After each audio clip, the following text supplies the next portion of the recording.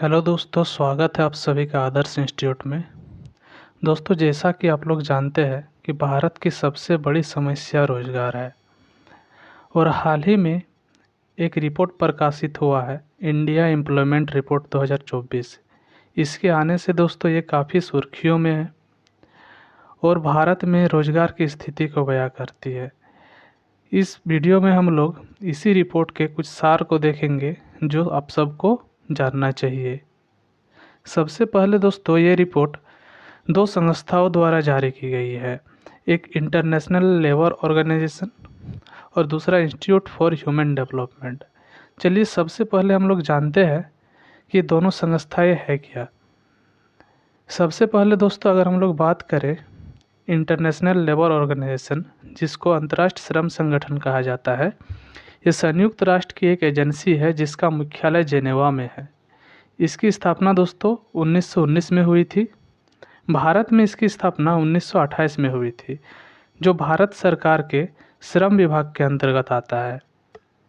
इसके मुख्य कार्यक्रम हैं, ये अंतर्राष्ट्रीय श्रम मानक तय करती है, काम की जगह पर अधिकारों को प्रोत्साहित करती है और रोजगार के उत्कृष्ट अवसरों के लिए प्रोत्साहित करती है। दोस्तों चलिए अब हम लोग देखते हैं इंस्टीट्यूट फॉर ह्यूमन डेवलपमेंट के बारे में। मानव विकास संस्थान इसका हिंदी नाम है, की स्थापना 1998 में Indian society of labour economics के तत्वाधान में की गई थी। यह एक गैर लाभकारी स्वायत्त संस्था है जिसका उद्देश्य एक ऐसे समाज के निर्माण में योगदान देना है जो समावेशी को बढ़ावा देता है और महत्व देता है।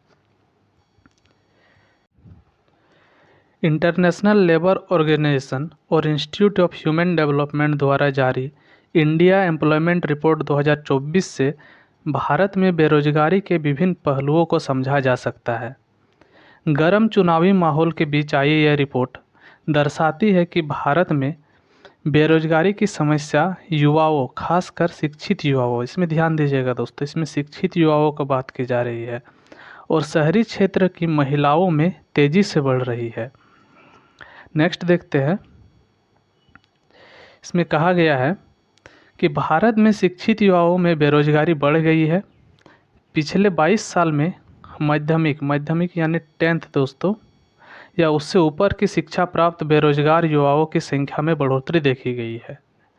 सन 2000 में सभी बेरोजगारों में शिक्षित युवाओं की हिस्सेदारी 54.2% थी, जो 2022 में बढ़कर 65.7% हो गई दोस्तों। शिक्षित यानी यहाँ पर शिक्षित का बात कर रहा है तो उसमें माध्यमिक स्तर या उससे ऊपर को लिया जा रहा है दोस्तों। बेरोजगार युवाओं में महिलाओं की हिस्सेदारी 76.7% और पुरुषों की 62.2% की तुलना में ज़्यादा है, मतलब महिलाओं में बेरोजगारी दर ज़्यादा बढ़ गई है। नेक्स्ट देखते हैं।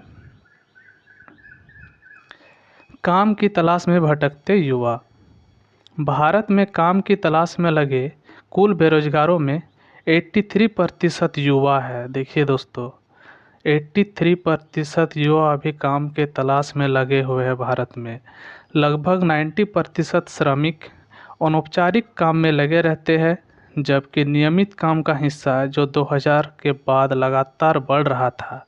देखिए यहाँ पर ध्यान दीजिए, नियमित काम का हिस्सा जो 2000 के बाद बढ़ रहा था लगातार, 2018 के बाद कम हो गया है।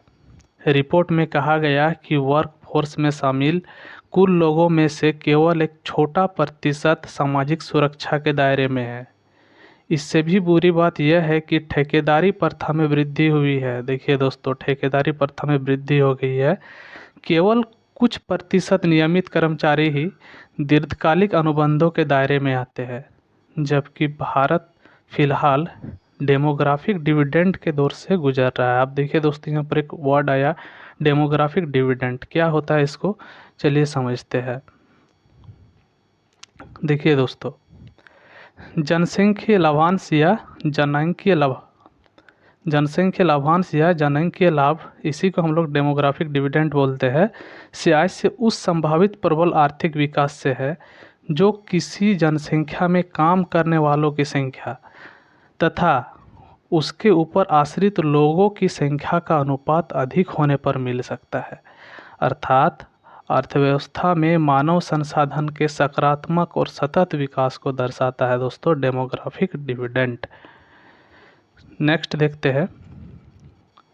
रिपोर्ट में दिखाया गया है कि वर्कफोर्स पार्टिसिपेंट रेट के में सुधार हुआ है, एम्प्लॉयमेंट रेट बढ़ा है, लेकिन इन मोटे मोटे आंकड़ों के पीछे कुछ छोटे छोटे तथ्य हैं। मसलन युवाओं का रोजगार वयस्कों के रोजगार की तुलना में खराब गुणवत्ता वाला है। स्थिर या घटती कमाई के साथ साथ वयस्कों की तुलना में युवाओं में अवैतनिक पारिवारिक काम का अनुपात अधिक है। स्वरोजगार और अवैतनिक परिवार कार्यों में मुख्य रूप से महिलाएं लगी हुई है, महिलाएं ज़्यादा लगी हुई है इसमें। नेक्स्ट है दोस्तों, दलित आदिवासी कम वेतन वाले अस्थायी नौकरियों में ज़्यादा है। इस रिपोर्ट के अनुसार बढ़ती सामाजिक असमानताओं पर प्रकाश डालते हुए रिपोर्ट में कहा गया है कि अफर्मेटिव एक्शन यानी आरक्षण आदि और टारगेटेड पॉलिसी के बावजूद अनुसूचित जाति और अनुसूचित जनजाति अभी भी बेहतर नौकरियों तक पहुंचने के मामले में पीछे है। अपनी आर्थिक आवश्यकता के कारण अनुसूचित जाति और अनुसूचित जनजाति के लोगों की काम में भागीदारी तो है, लेकिन वे कम वेतन वाले अस्थायी आकस्मिक वेतन वाले काम और अनौपचारिक रोजगार में अधिक लगे हुए हैं। रिपोर्ट में कहा गया है कि सभी समूहों में शैक्षणिक स्तर पर सुधार के बावजूद सामाजिक समूह के भीतर पदानुक्रम कायम है। नेक्स्ट देखते हैं। ये सबसे बड़ी समस्या है दोस्तों, युवाओं के पास कौशल नहीं। आपको जानकर हैरानी होगी इस रिपोर्ट में जो बताया गया है। रिपोर्ट में कहा गया कि युवाओं के पास काम करने का कौशल नहीं है। 75% युवा अटैचमेंट के साथ ईमेल भेजने में असमर्थ है दोस्तों। ईमेल भेजना नहीं आता 75% युवा को। 60% फाइलों को कॉपी और पेस्ट करने में असमर्थ है। 60% ऐसे युवा है जो किसी फाइल को कॉपी पेस्ट नहीं कर पाते, और 90% मैथ के फॉर्मूला को स्प्रेडशीट में डालने में असमर्थ है। इसके बाद बोल रहा है दोस्तों कि युवा भारत का बूढ़ा वर्कफोर्स, यानी देखिए रोजगार की संख्या में गिरावट के बावजूद बढ़े हैं 45 पार वाले कर्मचारी। 2016-17 में वर्कफोर्स में युवाओं की हिस्सेदारी 25% था, जो 2022-23 में वर्कफोर्स में युवाओं की हिस्सेदारी का 17% हो गया दोस्तों।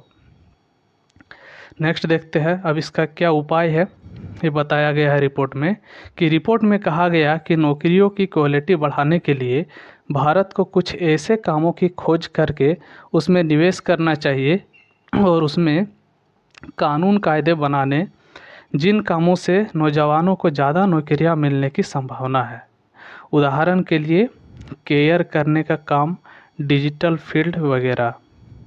शहरों के बढ़ने की दर और भारत में लोगों के शहर की तरफ पलायन करने की संभावना को देखते हुए रिपोर्ट में कहा गया है कि पलायन करने वालों, महिलाओं और गरीब जवानों की मदद के लिए शहरों के विकास की एक ऐसी योजना बनानी जरूरी है जिसमें सभी लोगों को शामिल किया जा सके। तो उम्मीद करता हूँ दोस्तों ये जानकारी आप लोग को पसंद आई होगी। अगर जानकारी पसंद आया है तो चैनल को सब्सक्राइब करें, वीडियो को लाइक करें, कमेंट में अपना सुझाव ज़रूर दें और अपने दोस्तों के साथ शेयर ज़रूर करें। चलिए मिलते हैं नेक्स्ट वीडियो में। धन्यवाद।